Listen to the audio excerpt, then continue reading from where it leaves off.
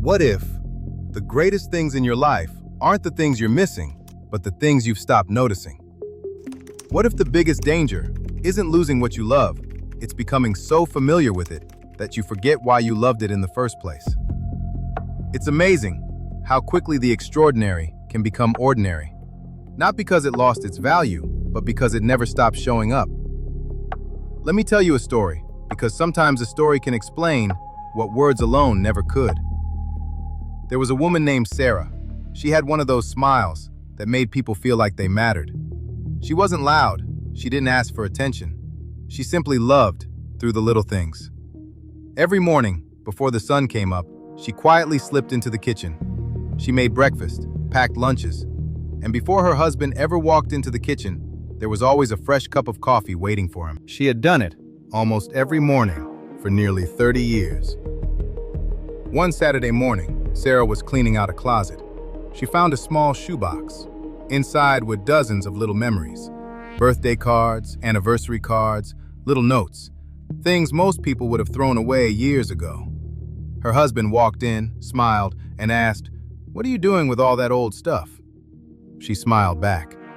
"I was just remembering." He laughed. "I would have thrown all that away years ago."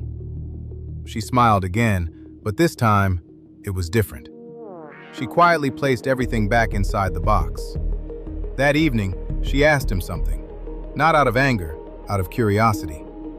"If our house caught on fire and all we could save was one box, what would you grab?"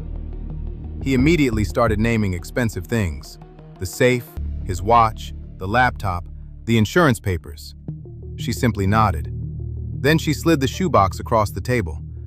"I think I'd save this." He opened it. Inside were 30 years that he never knew she had been carrying.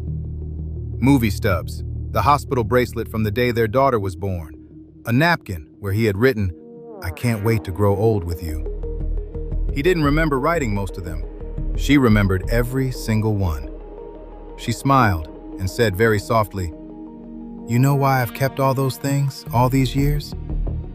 Because I promised myself I'd never become so familiar with being loved that I stopped being grateful for it. I never wanted the things you did out of love to become so ordinary that I forgot they were gifts." He looked back into the box, not at the paper, but at the life he had somehow stopped seeing.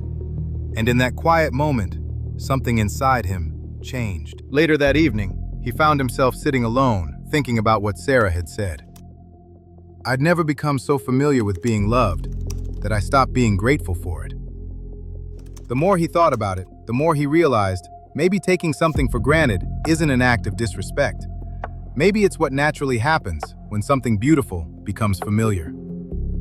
The mind isn't trying to rob us of appreciation. It's trying to conserve attention. It quietly moves the familiar into the background so it can focus on what has changed. That's why the people who love us the most can slowly become the people we notice the least. Not because they matter less, but because they become part of what our minds assume will always be there. And maybe that's one of life's greatest paradoxes. The things we depend on the most are often the things we become least aware of. That's why gratitude is so much more than saying thank you. Gratitude is awareness.